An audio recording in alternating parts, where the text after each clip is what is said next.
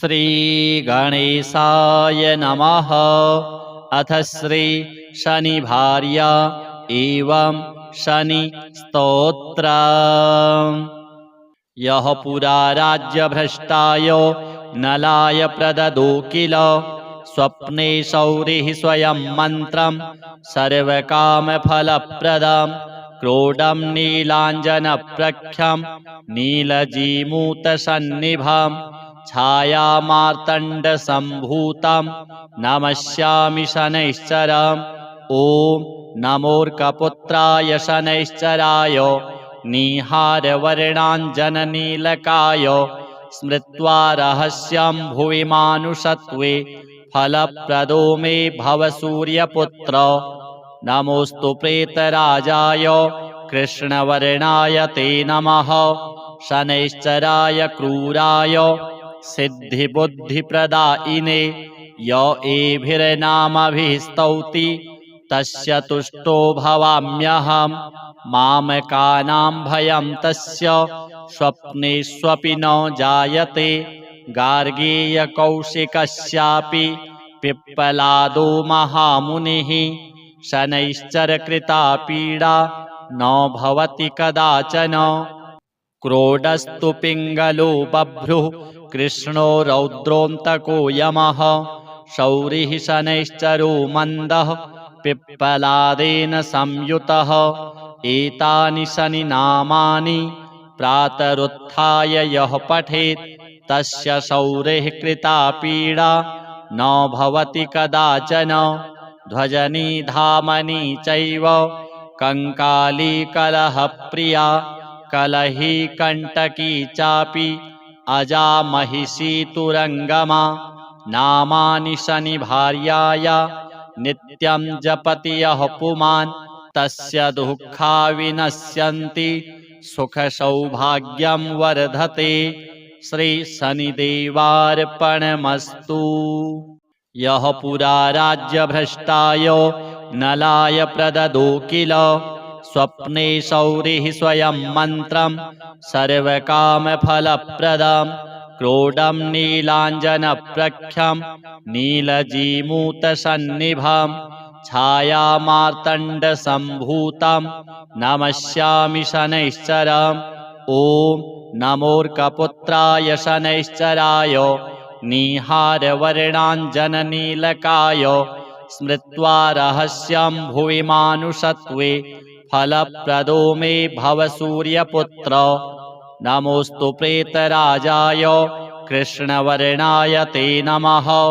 शनैश्चराय क्रूराय सिद्धिबुद्धिप्रदायिने य एभिर्नामभिः स्तौति तस्य तुष्टो भवाम्यहम्। मामकानां भयं तस्य स्वप्नेष्वपि न जायते। गार्गेयकौशिकस्यापि पिप्पलादो महामुनिः शनैश्चरकृता पीडा न भवति कदाचन। क्रोडस्तु पिङ्गलो बभ्रुः कृष्णो रौद्रोऽन्तको यमः शौरिः शनैश्चरो मन्दः पिप्पलादेन संयुतः।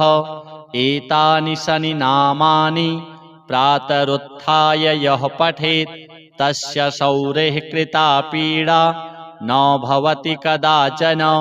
ध्वजनी धामनी चैव कंकाली कलहप्रिया कलही कंटकी चापि अजा महिषी तुरंगमा।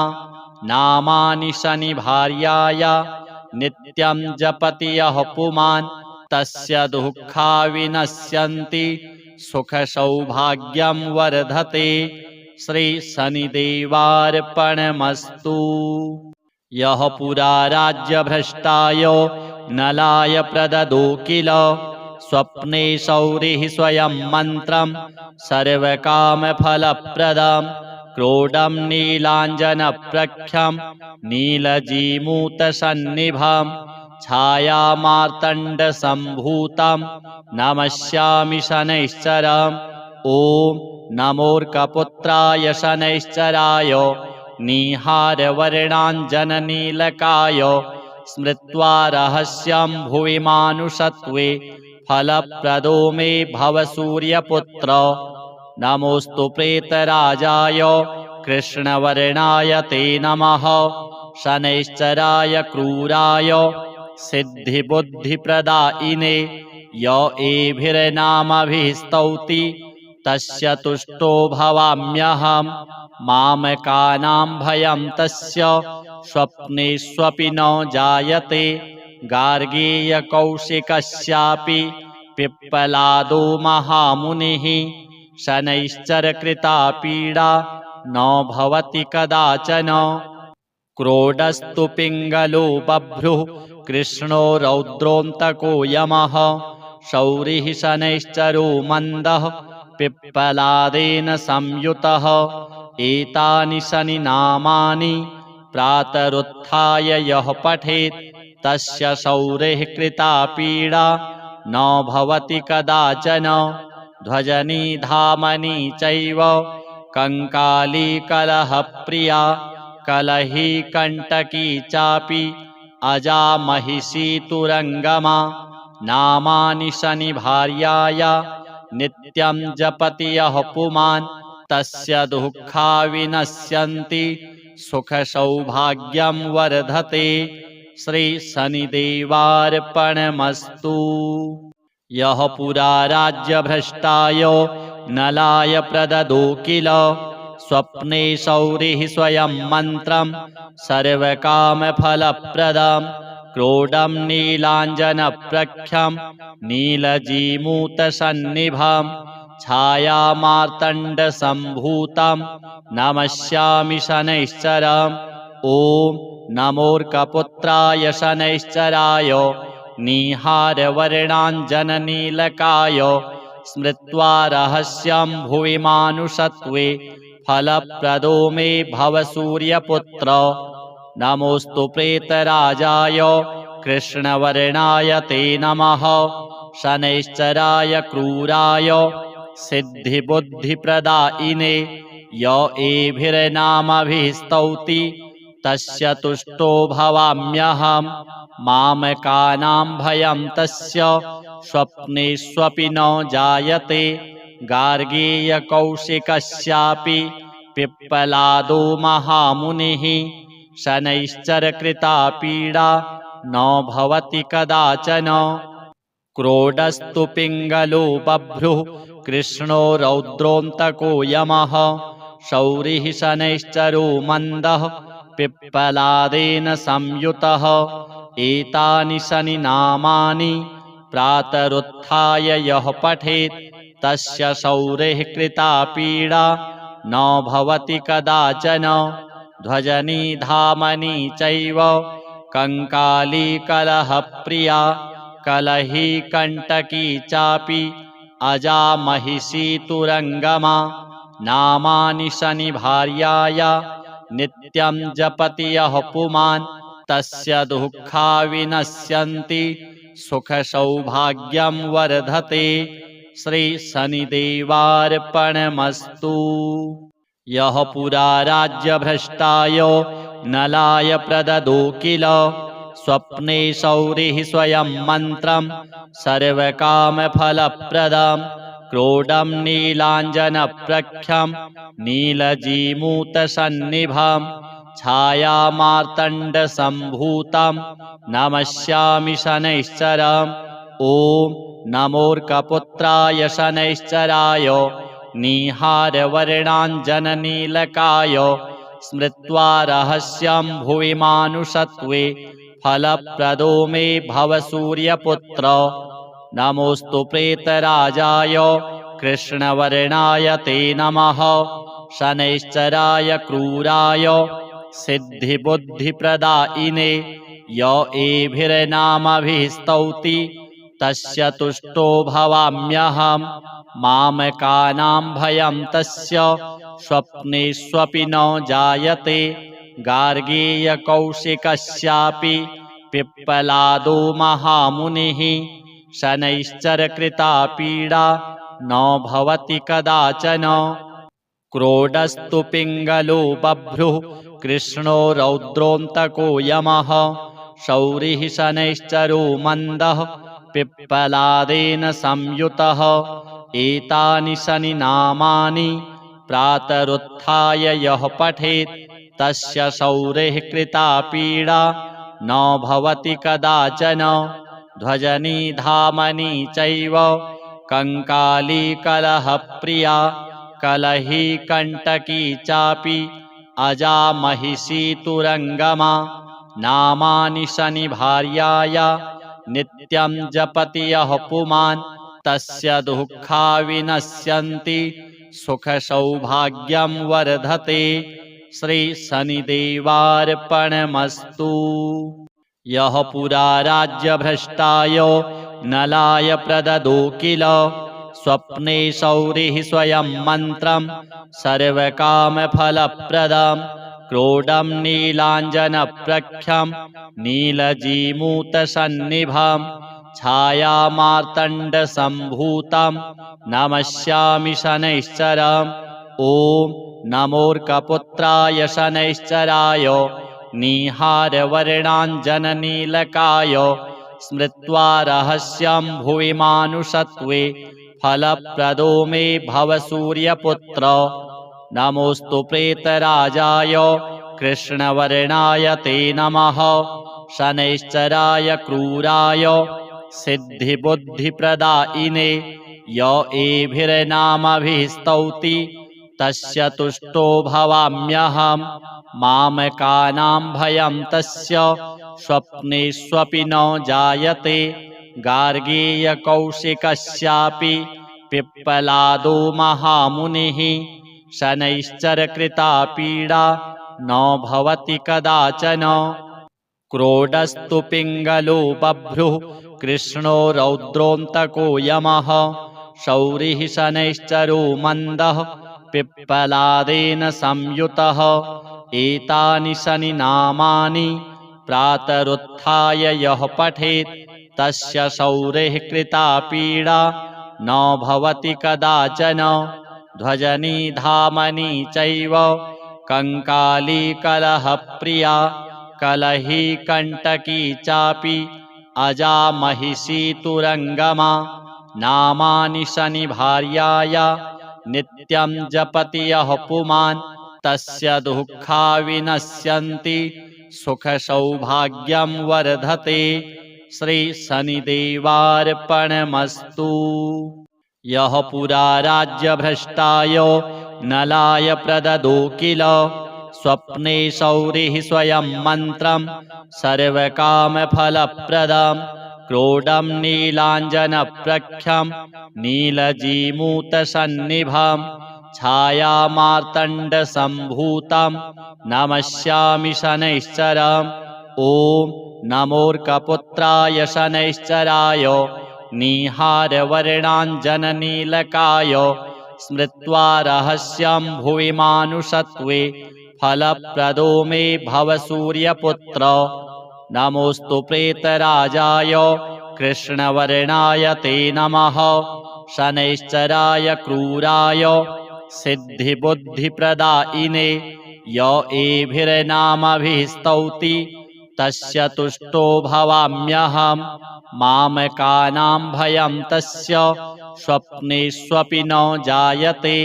गार्गेयकौशिकस्यापि पिप्पलादो महामुनिः शनैश्चरकृता पीडा न भवति कदाचन।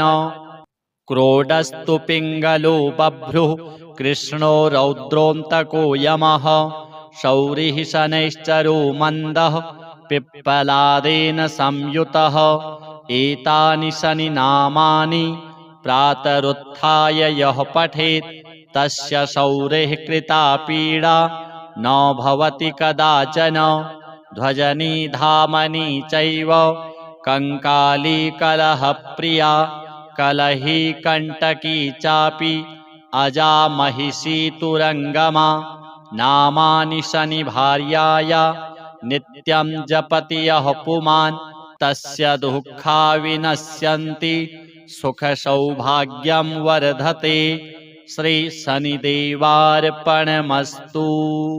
यः पुरा राज्यभ्रष्टाय नलाय प्रददो किल स्वप्ने शौरिः स्वयं मन्त्रं सर्वकामफलप्रदं क्रोडं नीलाञ्जनप्रख्यं नीलजीमूतसन्निभं छायामार्तण्डसम्भूतं नमस्यामि शनैश्चरम् ॐ नमोऽर्कपुत्राय शनैश्चराय निहारवर्णाञ्जननीलकाय स्मृत्वा रहस्यं भुवि मानुषत्वे फलप्रदो मे भव सूर्यपुत्र नमोऽस्तु प्रेतराजाय कृष्णवर्णाय ते नमः शनैश्चराय क्रूराय सिद्धिबुद्धिप्रदायिने य एभिर्नामभिः स्तौति तस्य तुष्टो भवाम्यहं मामकानां भयं तस्य स्वप्नेष्वपि न जायते गार्गेयकौशिकस्यापि पिप्पलादो महामुनिः शनैश्चरकृता पीडा न भवति कदाचन क्रोडस्तु पिङ्गलो बभ्रुः कृष्णो रौद्रोऽन्तको यमः शौरिः शनैश्चरो मन्दः पिप्पलादेन संयुतः एतानि शनिनामानि प्रातरुत्थाय यः पठेत् तस्य शौरिः कृता पीडा न भवति कदाचन ध्वजनी धामनी चैव कंकाली कलहप्रिया कलही कंटकी चापि अजा महिषी तुरंगमा नामानि शनिभार्याय नित्यं जपति यः पुमान् तस्य दुःखा विनश्यन्ति सुखसौभाग्यं वर्धते श्री शनिदेवार्पणमस्तु। यः पुरा राज्यभ्रष्टाय नलाय प्रददो किल स्वप्ने शौरिः स्वयं मन्त्रं सर्वकामफलप्रदं क्रोडं नीलाञ्जनप्रख्यं नीलजीमूतसन्निभं छायामार्तण्डसम्भूतं नमस्यामि शनैश्चरम् ॐ नमोऽर्कपुत्राय शनैश्चराय निहारवर्णाञ्जननीलकाय स्मृत्वा रहस्यं भुवि मानुषत्वे फलप्रदो मे भव सूर्यपुत्र नमोऽस्तु प्रेतराजाय कृष्णवर्णाय ते नमः शनैश्चराय क्रूराय सिद्धिबुद्धिप्रदायिने य एभिर्नामभिः स्तौति तस्य तुष्टो भवाम्यहं मामकानां भयं तस्य स्वप्नेष्वपि न जायते गार्गेयकौशिकस्यापि पिप्पलादो महामुनिः शनैश्चरकृता पीडा न भवति कदाचन क्रोडस्तु पिङ्गलो बभ्रुः कृष्णो रौद्रोऽन्तको यमः शौरिः शनैश्चरो मन्दः पिप्पलादेन संयुतः एतानि शनिनामानि प्रातरुत्थाय यः पठेत् तस्य शौरिः कृता पीडा न भवति कदाचन ध्वजनी धामनी चैव कंकाली कलहप्रिया कलही कंटकी चापि अजा महिषी तुरंगमा नामानि शनिभार्याय नित्यं जपति यः पुमान् तस्य दुःखा विनश्यन्ति सुखसौभाग्यं वर्धते श्री शनिदेवार्पणमस्तु। यः पुरा राज्यभ्रष्टाय नलाय प्रददो किल स्वप्ने शौरिः स्वयं मन्त्रं सर्वकामफलप्रदं क्रोडं नीलाञ्जनप्रख्यं नीलजीमूतसन्निभं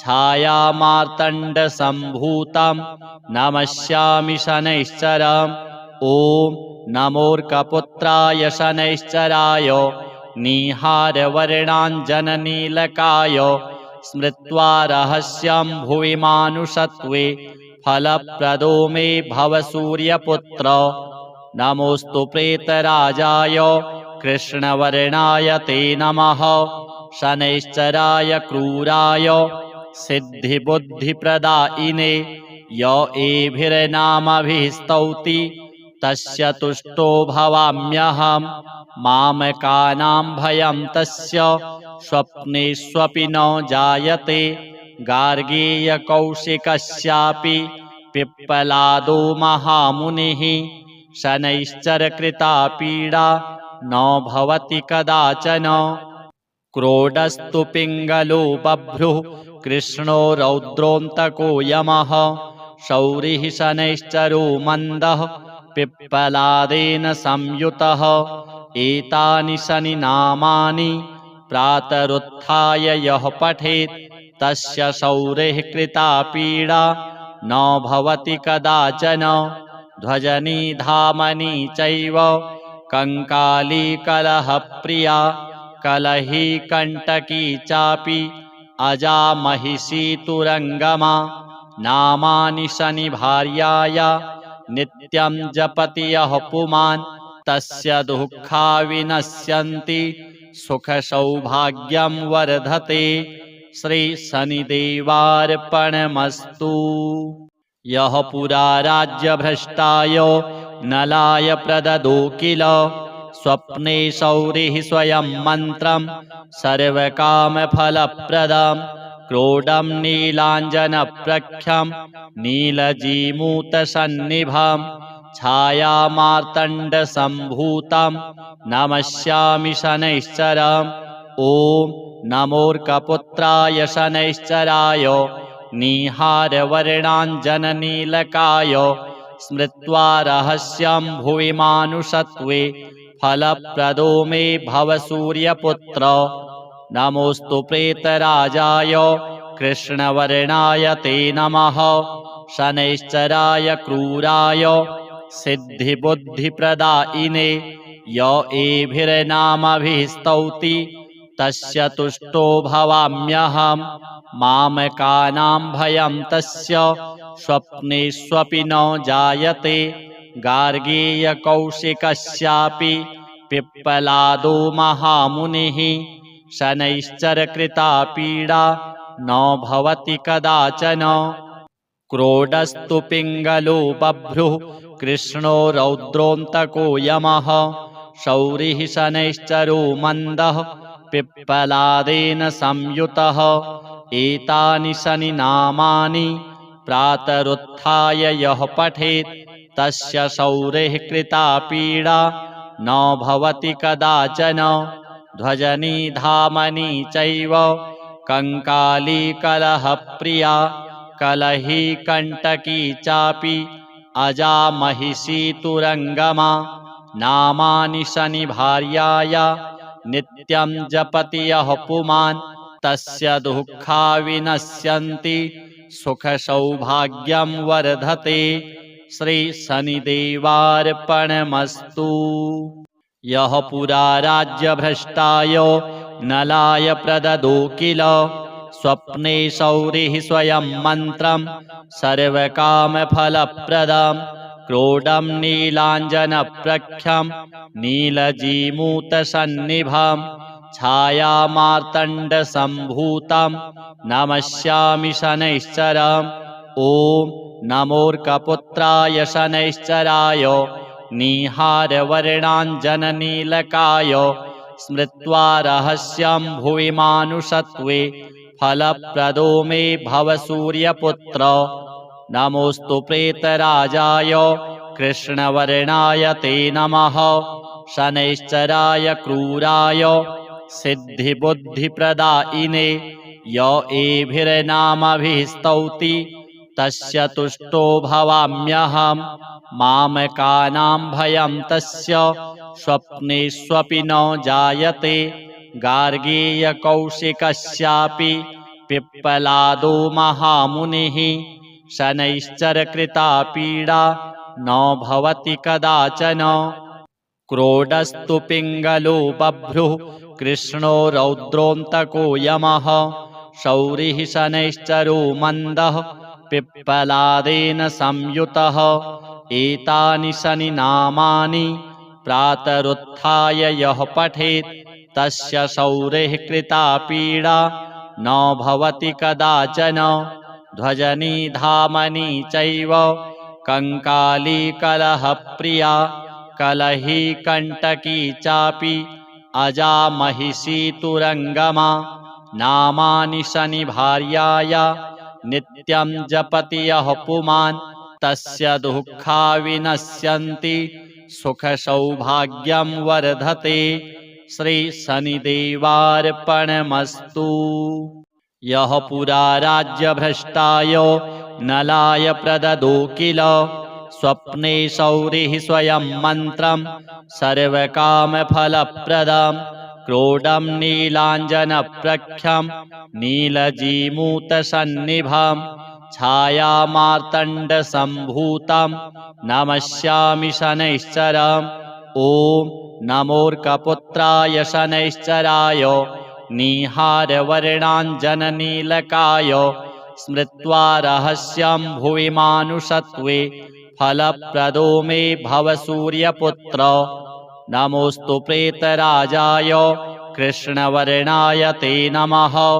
शनैश्चराय क्रूराय सिद्धिबुद्धिप्रदायिने य एभिर्नामभिः स्तौति तस्य तुष्टो भवाम्यहं। मामकानां भयं तस्य स्वप्नेष्वपि न जायते। गार्गेयकौशिकस्यापि पिप्पलादो महामुनिः शनैश्चरकृता पीडा न भवति कदाचन। क्रोडस्तु पिङ्गलो बभ्रुः कृष्णो रौद्रोऽन्तको यमः शौरिः शनैश्चरो मन्दः पिप्पलादेन संयुतः।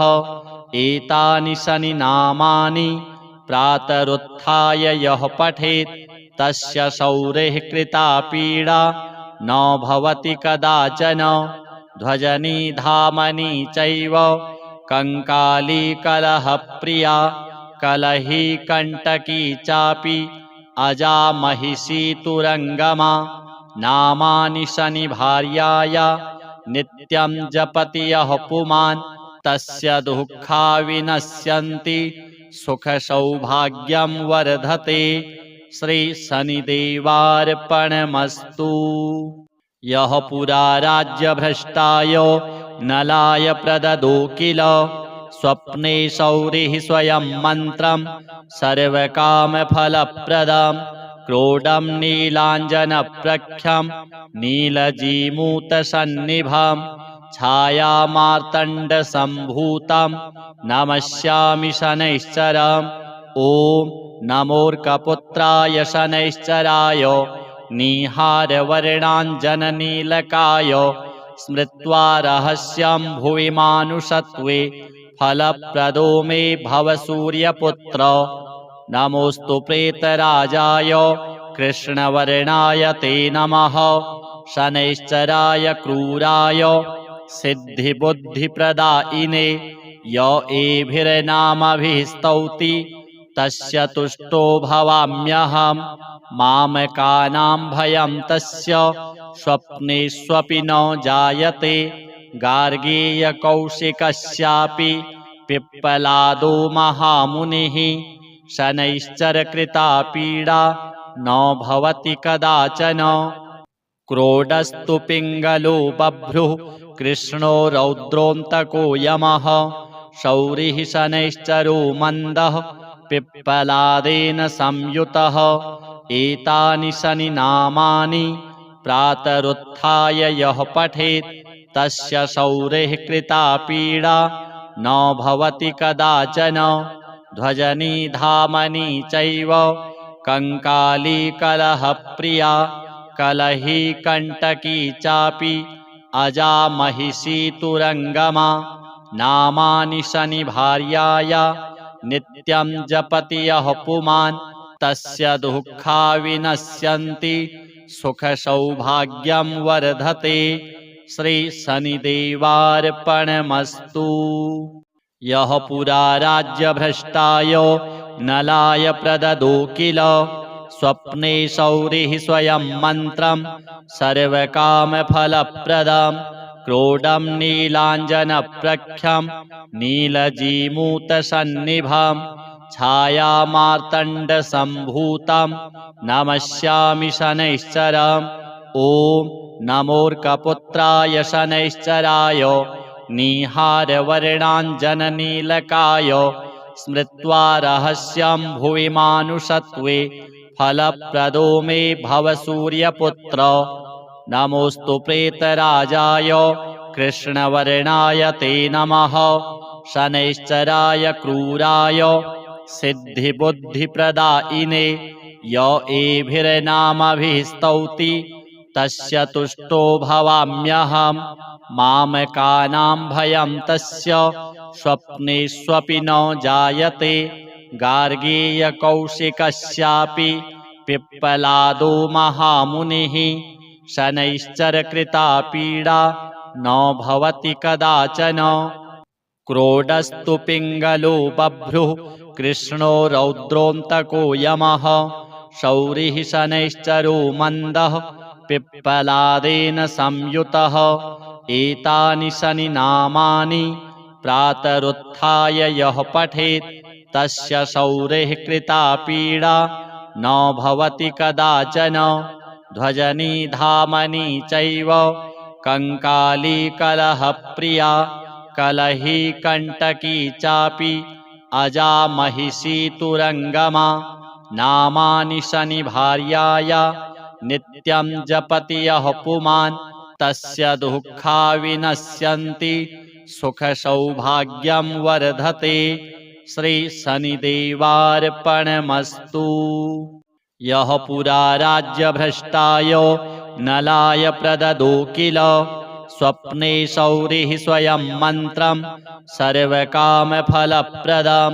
क्रोडं नीलाञ्जनप्रख्यं नीलजीमूतसन्निभं छायामार्तण्डसम्भूतं नमस्यामि शनैश्चरम्।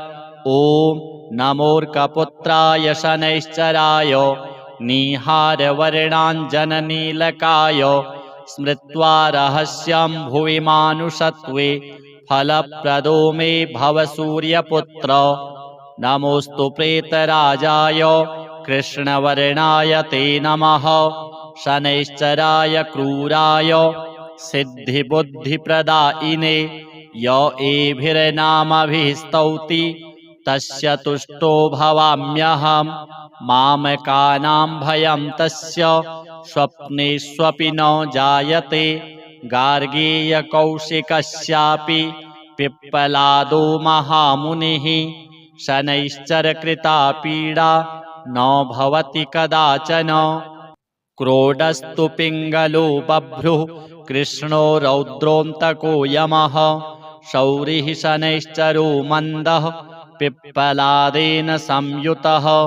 एतानि शनिनामानि प्रातरुत्थाय यः पठेत् तस्य शौरेः कृता पीडा न भवति कदाचन। ध्वजनी धामनी चैव कंकाली कलहप्रिया कलही कंटकी चापि अजा महिषी तुरंगमा। नामानि शनिभार्याया नित्यं जपति यः पुमान् तस्य दुःखा विनश्यन्ति सुखसौभाग्यं वर्धते। श्री शनिदेवार्पणमस्तु। यः पुरा राज्यभ्रष्टाय नलाय प्रददो किल स्वप्ने शौरिः स्वयं मन्त्रं सर्वकामफलप्रदं। क्रोडं नीलाञ्जनप्रख्यं नीलजीमूतसन्निभं छायामार्तण्डसम्भूतं नमस्यामि शनैश्चरम्। ॐ नमोऽर्कपुत्राय शनैश्चराय निहारवर्णाञ्जननीलकाय स्मृत्वा रहस्यं भुवि मानुषत्वे फलप्रदो मे भव सूर्यपुत्र। नमोऽस्तु प्रेतराजाय कृष्णवर्णाय ते नमः। शनैश्चराय क्रूराय सिद्धिबुद्धिप्रदायिने य एभिर्नामभिः स्तौति तस्य तुष्टो भवाम्यहम्। मामकानां भयं तस्य स्वप्नेष्वपि न जायते। गार्गेयकौशिकस्यापि पिप्पलादो महामुनिः शनैश्चरकृता पीडा न भवति कदाचन। क्रोडस्तु पिङ्गलो बभ्रुः कृष्णो रौद्रोऽन्तको यमः शौरिः शनैश्चरो मन्दः पिप्पलादेन संयुतः। एतानि शनिनामानि प्रातरुत्थाय यः पठेत् तस्य शौरेः कृता पीडा न भवति कदाचन। ध्वजनी धामनी चैव कंकाली कलहप्रिया कलही कंटकी चापि अजा महिषी तुरंगमा। नामानि शनिभार्याय नित्यं जपति यः पुमान् तस्य दुःखा विनश्यन्ति सुखसौभाग्यं वर्धते। श्री शनिदेवार्पणमस्तु। यः पुरा राज्यभ्रष्टाय नलाय प्रददो किल स्वप्ने शौरिः स्वयं मन्त्रं सर्वकामफलप्रदं। क्रोडं नीलाञ्जनप्रख्यं नीलजीमूतसन्निभं छायामार्तण्डसम्भूतं नमस्यामि शनैश्चरम्। ॐ नमोऽर्कपुत्राय शनैश्चराय निहारवर्णाञ्जननीलकाय स्मृत्वा रहस्यं भुवि मानुषत्वे फलप्रदो मे भव सूर्यपुत्र। नमोऽस्तु प्रेतराजाय कृष्णवर्णाय ते नमः। शनैश्चराय क्रूराय सिद्धिबुद्धिप्रदायिने य एभिर्नामभिः स्तौति तस्य तुष्टो भवाम्यहम्। मामकानां भयं तस्य स्वप्नेष्वपि न जायते। गार्गेयकौशिकस्यापि पिप्पलादो महामुनिः शनैश्चरकृता पीडा न भवति कदाचन। क्रोडस्तु पिङ्गलो बभ्रुः कृष्णो रौद्रोऽन्तको यमः शौरिः शनैश्चरो मन्दः पिप्पलादेन संयुतः। एतानि शनिनामानि प्रातरुत्थाय यः पठेत् तस्य शौरेः कृता पीडा न भवति कदाचन। ध्वजनी धामनी चैव कंकाली कलहप्रिया कलही कंटकी चापि अजा महिषी तुरंगमा। नामानि शनिभार्याय नित्यं जपति यः पुमान् तस्य दुःखा विनश्यन्ति सुखसौभाग्यं वर्धते। श्री शनिदेवार्पणमस्तु। यः पुरा राज्यभ्रष्टाय नलाय प्रददो किल स्वप्ने शौरिः स्वयं मन्त्रं सर्वकामफलप्रदं। क्रोडं नीलाञ्जनप्रख्यं नीलजीमूतसन्निभं छायामार्तण्डसम्भूतं नमस्यामि शनैश्चरम्। ॐ नमोऽर्कपुत्राय शनैश्चराय निहारवर्णाञ्जननीलकाय स्मृत्वा रहस्यं भुवि मानुषत्वे फलप्रदो मे भव सूर्यपुत्र। नमोऽस्तु प्रेतराजाय कृष्णवर्णाय ते नमः। शनैश्चराय क्रूराय सिद्धिबुद्धिप्रदायिने य एभिर्नामभिः स्तौति तस्य तुष्टो भवाम्यहम्। मामकानां भयं तस्य स्वप्नेष्वपि न जायते। गार्गेयकौशिकस्यापि पिप्पलादो महामुनिः शनैश्चरकृता पीडा न भवति कदाचन। क्रोडस्तु पिङ्गलो बभ्रुः कृष्णो रौद्रोऽन्तको यमः शौरिः शनैश्चरो मन्दः पिप्पलादेन संयुतः। एतानि शनिनामानि प्रातरुत्थाय यः पठेत् तस्य शौरेः कृता पीडा न भवति कदाचन। ध्वजनी धामनी चैव कंकाली कलहप्रिया कलही कंटकी चापि अजा महिषी तुरंगमा।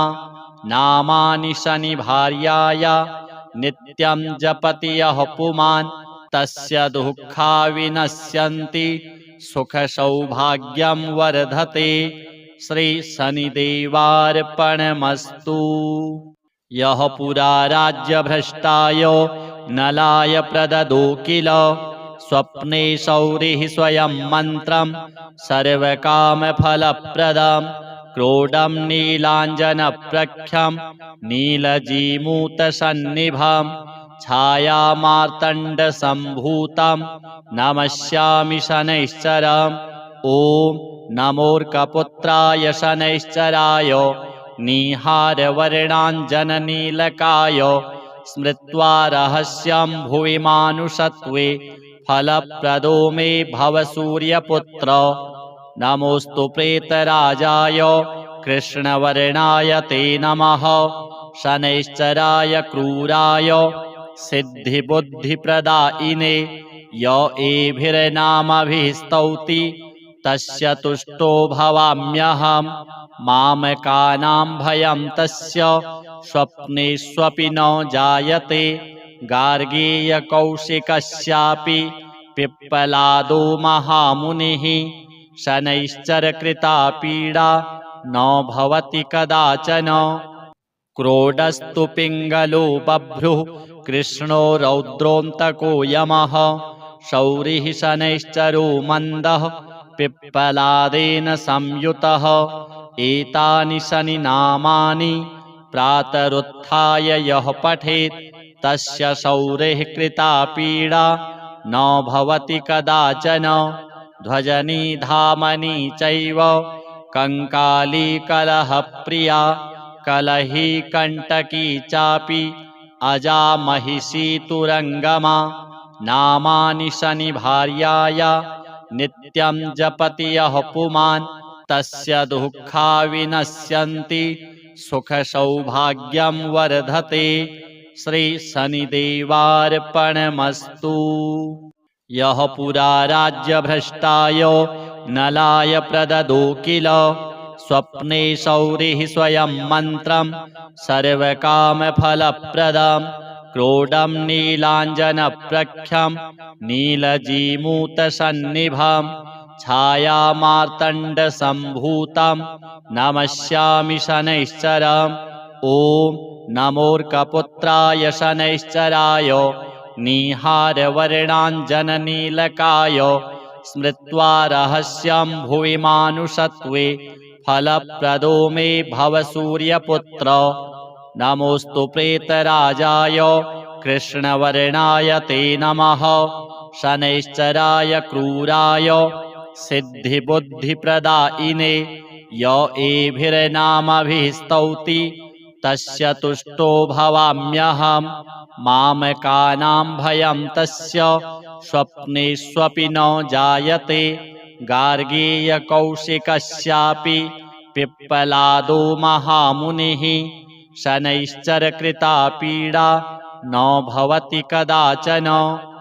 क्रोडस्तु पिङ्गलो बभ्रुः कृष्णो रौद्रोऽन्तको यमः शौरिः शनैश्चरो मन्दः पिप्पलादेन संयुतः। एतानि शनिनामानि प्रातरुत्थाय यः पठेत् तस्य शौरेः कृता पीडा न भवति कदाचन। ध्वजनी धामनी चैव कंकाली कलहप्रिया कलही कंटकी चापि अजा महिषी तुरंगमा।